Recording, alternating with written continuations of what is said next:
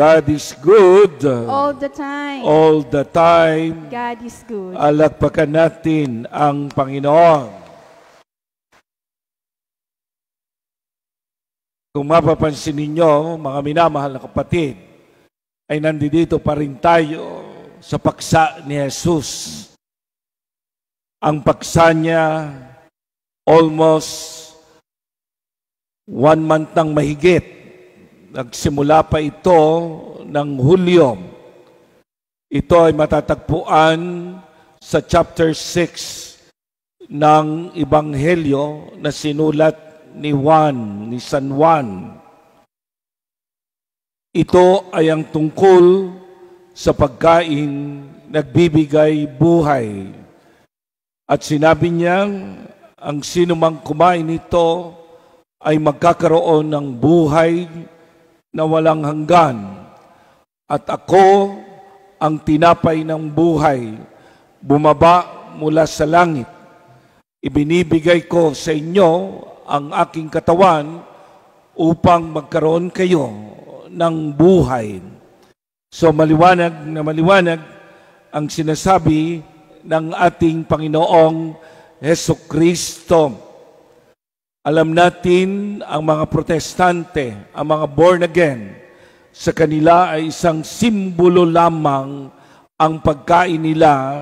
Minsan sa isang buwan, ginagawa nila ito. Kumakain sila ng biscuits o kumakain sila ng juice kapag umiinom sila ng juice kapag wala silang alak. Sa atin, hindi. Ito simbolo. Ito ay presensya ng ating Panginoon. Sapagkat paanong may papaliwanag ang sinabi ni Jesus, dumampot siya ng tinapay, ibinigay ang tinapay sa mga alagad niya, sa mga apostoles niya, at sinabing, ito ang aking katawan, ito ang aking dugo. Ang sinumang kumain at uminom nito ay magkakaroon ng buhay na walang hanggan. So hindi simbolo, hindi pagkain lamang ng biscuits o pag-inom lamang ng juice o ng alak ang sinasabi ng ating Panginoon, kundi ito ay isang presensya ng Diyos doon sa maliit na tinapay, doon sa alak. Presensya ng ating Panginoon. Ibig sabihin ng tinatanggap natin ay ang katawan at dugo ng ating Panginoong Hesukristo. Ang tanong, paanong magagawa ito? Kaya yung ibang mga apostoles niya, ibang mga alagad niya, ay iniwan siya ng ibang mga tao. Pero hindi sila pinigil ng Panginoon. Kung ayaw ninyong maniwala na ito ang aking katawan, ito ang aking dugo, umalis kayo kung gusto ninyo. Pero ibinibigay ko ito sa inyo upang tanggapin ninyo ang walang hanggang buhay. Kung nakagawa siya ng tinapay mula sa wala, nakagawa siya ng milagro, bumuhay siya ng patay, nagawa ang langit at lupa, nakasama siya, nabuhay siya, lumakad siya sa tubig, hindi niya ba pwedeng gawin na ang simpleng tinapay na walang lebadura at simpleng alak ay kanyang maging katawan at dugo? Kaya gustong ipagpilitan ng Panginoon sa 70 mahigit na verses ng chapter 6 ng Ebanghelyo ni San Juan, sinasabi sa atin na hindi ito simbolo. Ano ibig sabihin ng simbolo? Halimbawa, kung titignan mo yung flag, anong simbolo ng flag? Diba? Ang simbolo ng flag ay ang tao. Diba? Sa bansang iyon o yung bansa mismo. Hindi po ba?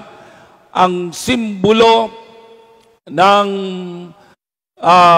halimbawa ng kasaganahan. Ano ba ang simbolo ng kasaganahan? Ay kulay berdeng kulay, di ba?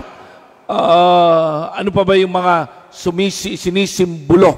Di ba? Maraming mga simbolo. Dito lang sa ating lugar na ito, ang mga imahen ay simbolo. Katulad halimbawa ng imahen ng Mahal na Birhen, hindi yan ang Mahal na Birhen, kundi yan ay simbolo, imahen, di ba? Ang krus ay simbolo ng kamatayan ng ating Panginoong Jesucristo, ang sakripisyo. Itong mga itong mga kandilang ito ay simbolo ng ating pananampalataya, simbolo ng Espiritu Santo, simbolo ng paglalagablab o walang humpay na pag-ibig ng Diyos sa atin at pag-ibig natin. Di ba? Yung inyong iniaalay ay simbolo ng inyong sakripisyo. Kaya kayo nagpupunta rito. Di ba? Kaya kung mag-aalay kayo, tignan ninyo, yan ay simbolo ng inyong sakripisyo. Okay? So, yan ay mga simbolo. Pero si Jesus ay hindi simbolo ang gusto niyang ipahatid sa atin sa banal na Eucharistia, kundi ito ay kanyang presensya.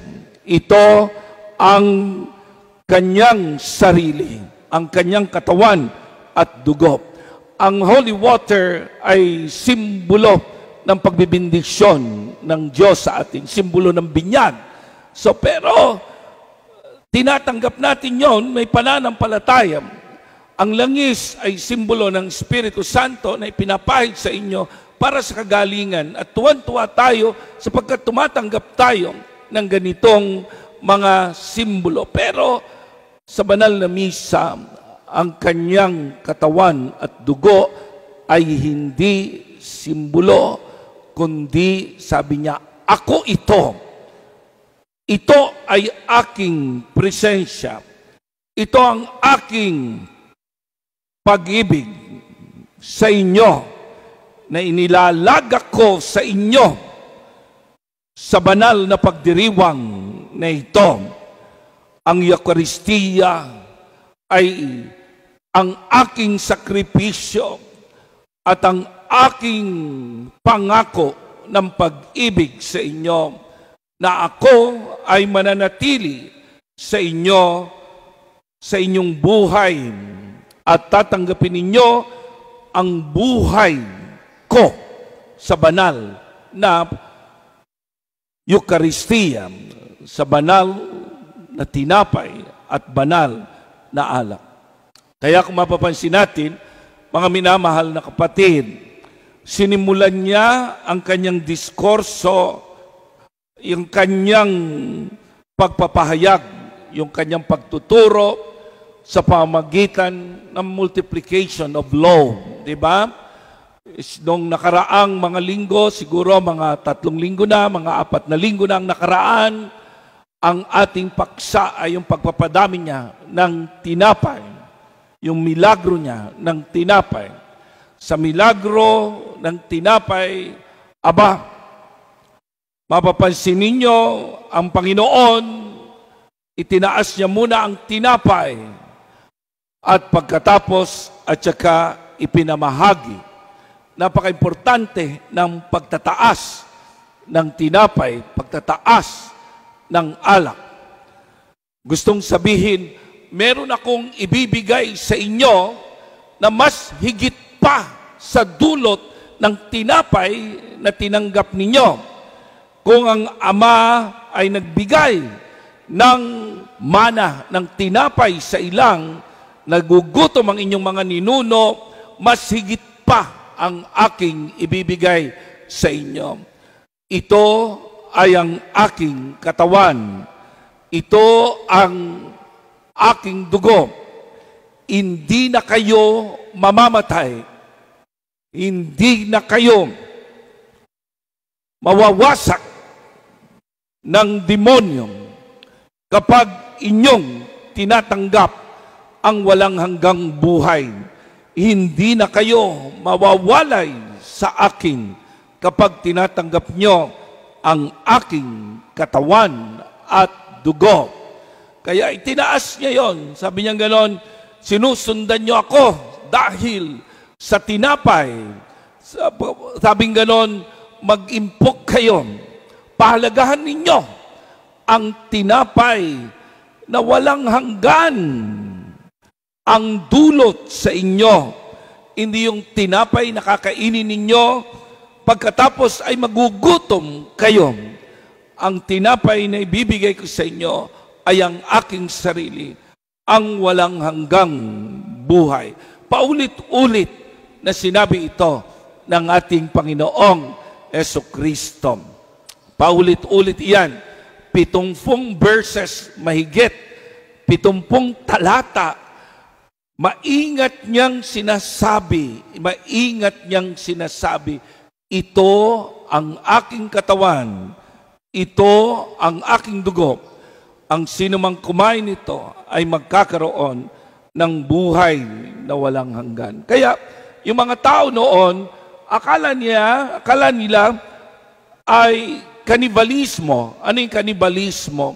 Ibig sabihin nun, sabi nga nun, paano may pakakain ng taong ito, ng Panginoon, ang kanyang katawan? Hindi makapaniwala ang iba. Paano may paiinom ang dugo? Kaya nag-isip sila, may mga umalis sa kanila. At akala nila yung mga unang Kristiyano during that time ay pumapatay ng tao para uminom ng dugo at kumain ng karne ng tao. Iniisip nila yon. Kaya ayaw naming sumama sa mga Kristiyano sapagkat sila'y kanibalismo. Ibig sabihin kumakain ng katawan ng tao. Kasi nga akala nila ganon. At nung makita nila, nung nilulusob na yung mga unang Kristiyano, kasi Sabado pa lamang umaalis na sila at nagse-celebrate na sila ng banal na misa, abay nung makita nila, ang ginagamit ay tinapay at alak, sapagkat malinaw na ginamit ni Jesus ang tinapay, ginamit ni Jesus ang alak upang ito ay kanyang bendisyonan, i-consecrate at ilagay doon, ibuhos doon sa kapirasong tinapay at sa alak ang kanyang pag-ibig at ang kanyang buhay na tatanggapin ng mga Kristiyano tuwing linggo. No? So napakaganda na ating maisip yan kasi merong mga Kristiyano na hindi na naniniwala na si Jesus yung banal na tinapay. So maling-mali yan, pumupunta na tayo sa turo ng mga protestante, turo ng mga born again. Ang kakaiba sa mga Katoliko ay itinuturing at sinasampalatayanan na ang banal na tinapay ay katawan at dugo ng ating Panginoong Jesucristo, ang tinapay at alak. So, yun ay napaka-importanting maintindihan natin. At huwag kayong pupunta sa misa kung hindi nyo ito naintindihan. Kasi minsan ang iniisip nyo lang ay magandang humilya. Minsan pumupunta tayo sa mga pari na mga sikat sa social media. Ang hinahanap natin ay homily. Diba? Ang hinahanap natin ay pakiramdam na, ang ganda ng musika sa lugar na yon, ang ganda ng simbahan na yon. Kahit saan ka pumunta, kahit sa maliit na simbahan, kung itinaas ang banal na osya, kasi yun ang sinabi ni Jesus, ang sino mang kumain nito ay magkakaroon ng buhay na walang hanggan. Ang osya na tinanggap nyo dito, yun din ang tinatanggap ninyo sa kamay ng Santo Papa. Yun ang tinanggap ng mga unang Kristiyano sa kamay ni Jesus. Ito ang aking katawan. Kaya kahit na anong henerasyon tayo, mga minamahal na kapatid, kapag tayo dumadalo sa banal na misa, ang tinatanggap natin ay ang kanyang katawan at dugo. At sa una, ang kanyang salita na ine-explain ng pari dito sa lectern na ito, dito sa basahan na ito. So napaka-importante niyan. Kaya, bakit ba tayo pumupunta sa simbahan? Yan ang isang tanong. Pupunta ako, minsan iniisip nila, kasi tagal na ako hindi nagsisimba.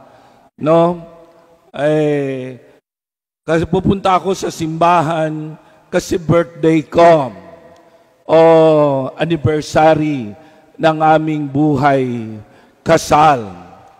Nagpupunta ako sa simbahan kasi obligasyon ko ito. Nagpupunta ako sa simbahan kasi umahanap ako ng milagro. Ako hihingi ng kagalingan ng dasal. Napakaganda nun. Yung mga rason na iyon. Pero ang pinakarason, bakit ka pupunta sa simbahan, sapagkat ikaw ay makikibahagi ng buhay mula sa ostia. Makikibahagi ng buhay mula kay Jesus.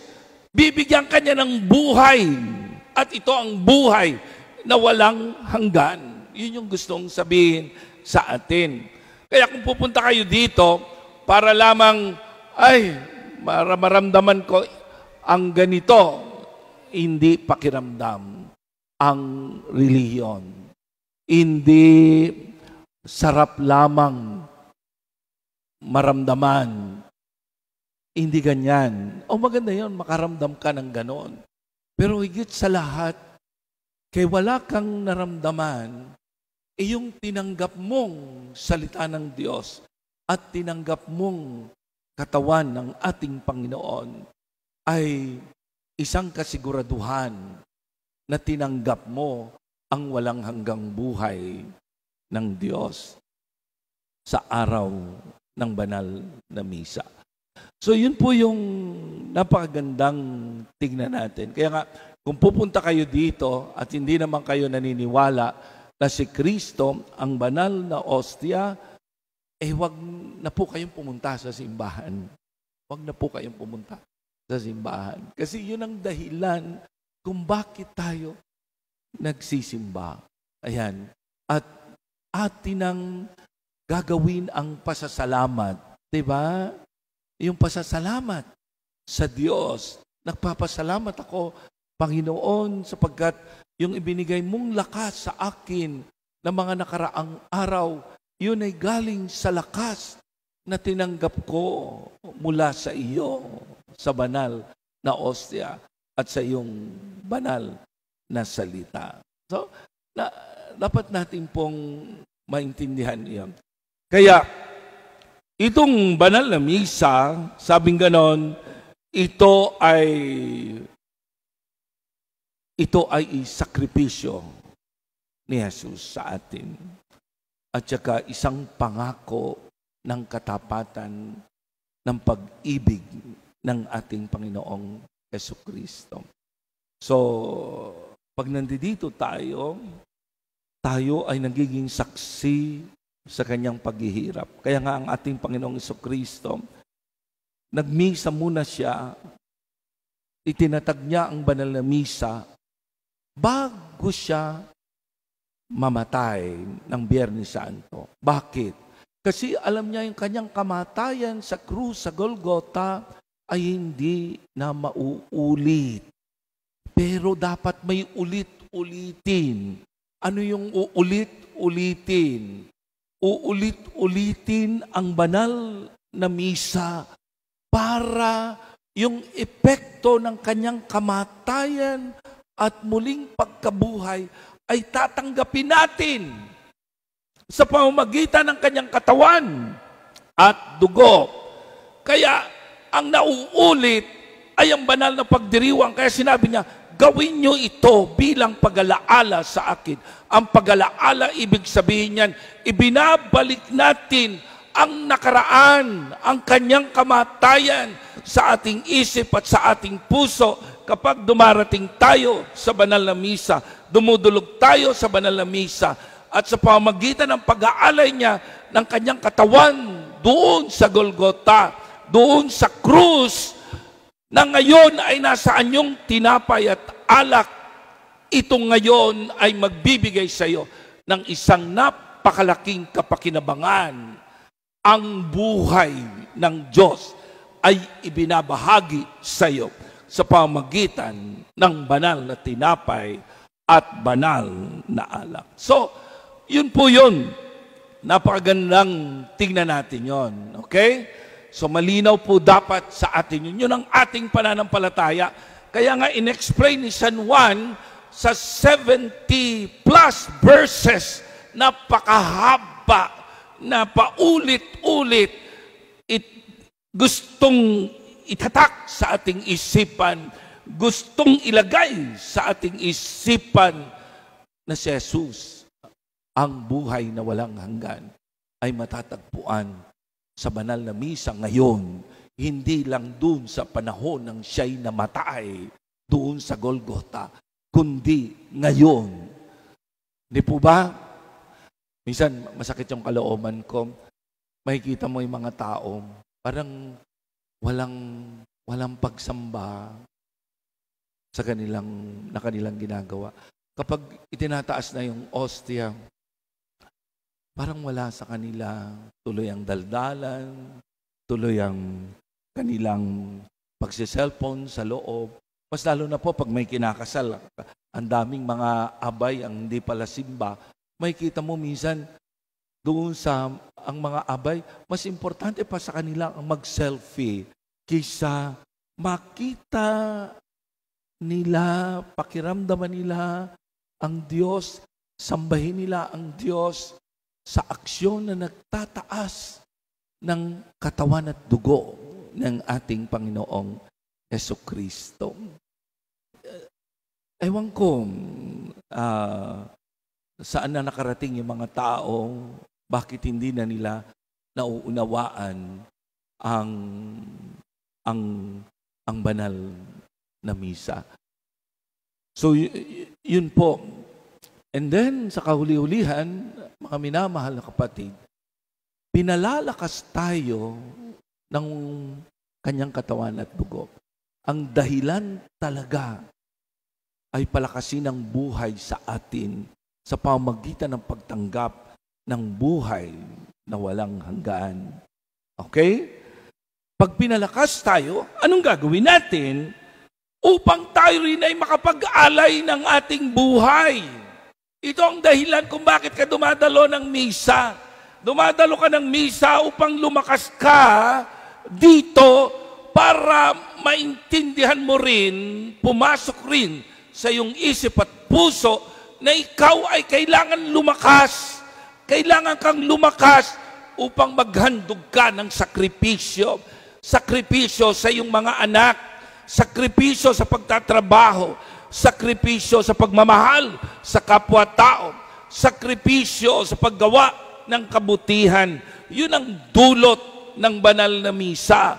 Kaya nga pagdating mo dito, yung iyong ginawang trabaho, yung iyong hirap, araw-araw, yung iyong sakripisyo sa mga anak, paghugas ng pinggan, paglalaba, yung mga anak, yung kanilang paglilinis, yung kanilang paghuhugas ng pinggan, yung kanilang pag-aaral, ikaw naman yung iyong pagtatrabaho sa pabrika, araw-araw, na binigyan ka ng Diyos ng lakas, iaalay mo ngayon yan dito sa sakripisyo ng ating Panginoong Jesucristo. Yung iyong mga problema, yung iyong sakit, yung iyong mga pangarap ay iaalay mo sa banal na misa. Iuugnay mo ang iyong paghihirap sa paghihirap ng ating Panginoon. Doon nagkakaroon ng kabuluhan ang iyong paghihirap. Kaya anuman ang paghihirap ng sangkatauhan, kapag hindi niya inihandog sa misa, wala siyang linggo, wala siyang misa. Para saan at ako'y naghihirap? Para saan at dinadala ko ang pagkakasakit na ito? Para saan ang katandaan? Para saan ang pag-aaral ko? Para saan ang aking pagtsatsaga para mabuhay kaming mag-asawa na nagpapatawaran at nagmamahalan. Para saan? Wala kung walang misa. Kasi nagkakaroon lamang ng saysay ang iyong paghihirap sa paghihirap ng ating Panginoong Jesucristo. Kaya kapag ikaw ay umaharap sa banal na misa, ang paghihirap mo ay iniharap mo sa Diyos. Yun po yun. Kaya mahalaga ang misa. Mahalaga ang misa. Okay? Kaya po, yun ang gusto kong sabihin, maging seryoso tayo kapag tayo dumadalo ng banal na misa.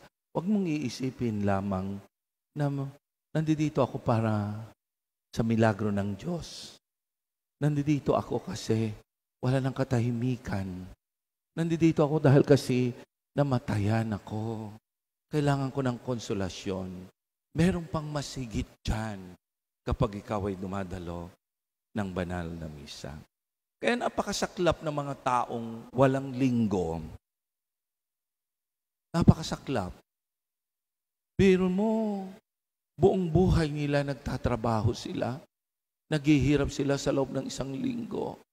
Tapos hindi nila inihahandog sa Diyos ang kanilang paghihirap. Kaya anumang paghihirap natin ay napakabigat lalo. Napakabigat. Kasi walang paghahandog. Walang pag-uugnay sa paghihirap ng Diyos sa atin. Kaya nga sabi ni Jesus, my burden is light. Ang aking daladalahan ay magaan. Kung ito ay tatanggapin mo, ihahandog mo sa akin. Sasamahan kita sa anumang paghihirap mo. Tingnan ninyo, ang ganda. Kaya pagdadalo tayo ng misa, tandaan ninyo, ang pinakamalalim na dahilan, tinatanggap natin ang walang hanggang buhay, ang buhay ng Diyos.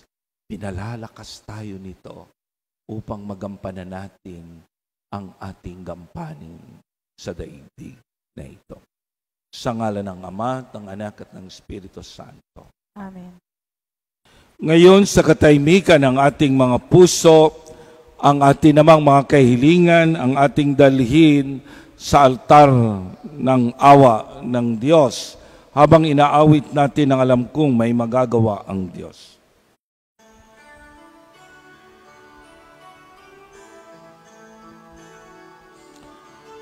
Alam kong may magagawa ang Diyos.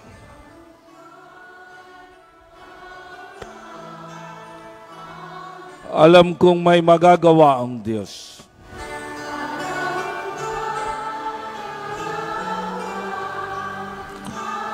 Kung ako'y magtatapat sa Kanya'y maglilingkod.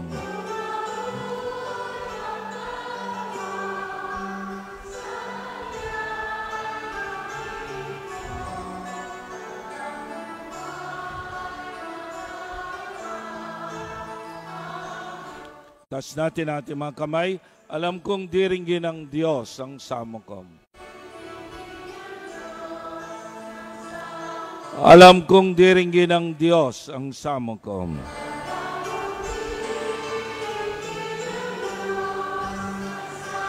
Kung ako'y magtatapat sa Kanya'y maglilingkod.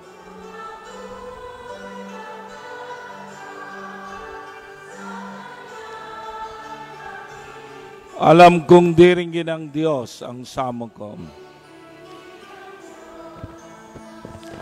Ipikit natin ating mga mata, ihamang awitin. Panginoon naming Diyos, tuwing kami umaharap sa iyo, sa banal na pagdiriwang ng misa, kami ang nakikinabang sapagkat hinaharap mo kami. Panginoon, nawa ang banal na pagdiriwang na ito ay magpabago sa aming pag-iisip at sa aming pagkatao.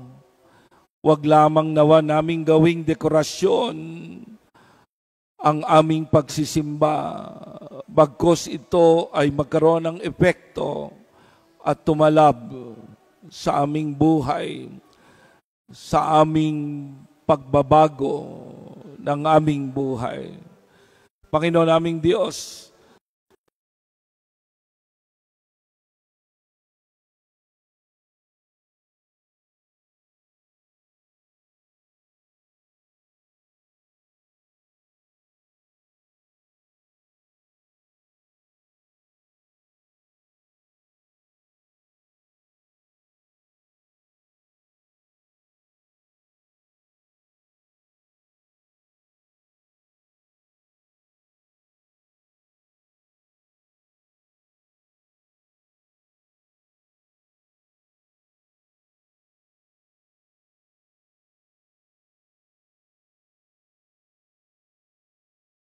tanggapin ang iyong salita at ang iyong katawan. Nagtitiwala kami, tulungan mo kami sa aming mga pangangailangan at sa aming suliranin. At gayon din, ang aming sakripisyo ay dinadala namin dito, ang aming paghahandog ng aming sarili, ang aming mga karamdaman, inaalay namin sa iyo upang bigyan mo kami ng kagalingan, tulungan mo kami na gumaling sa mga karamdaman na kung ano meron kami. Tunawin mo, Panginoon, ng iyong pag-ibig, ng iyong kapangyarihan, ang pinanggagalingan ng aming mga sakit. Salamat po, Panginoon. Tulungan mo kami. Salamat po. Pinupuri ka namin. Alleluia, alleluia.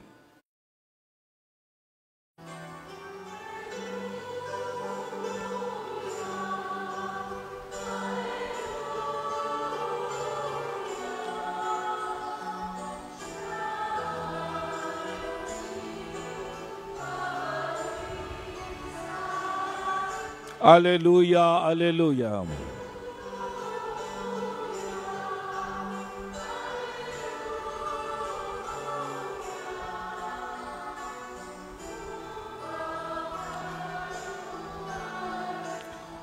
Sabihin mo sa katabi mo, merong magandang mangyayari sa iyo.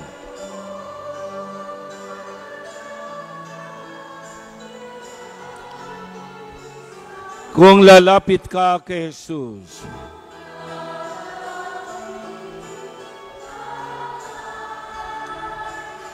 Sabihin mo, merong magandang mangyayari sa iyo.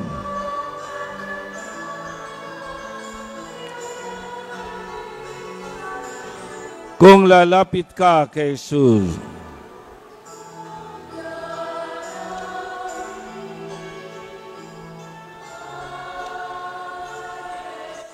Salamat po, Panginoon, at ang lahat ng aming hiniling ngayong araw na ito ay inihiling namin sa pamamagitan ng iyong anak na si Jesus.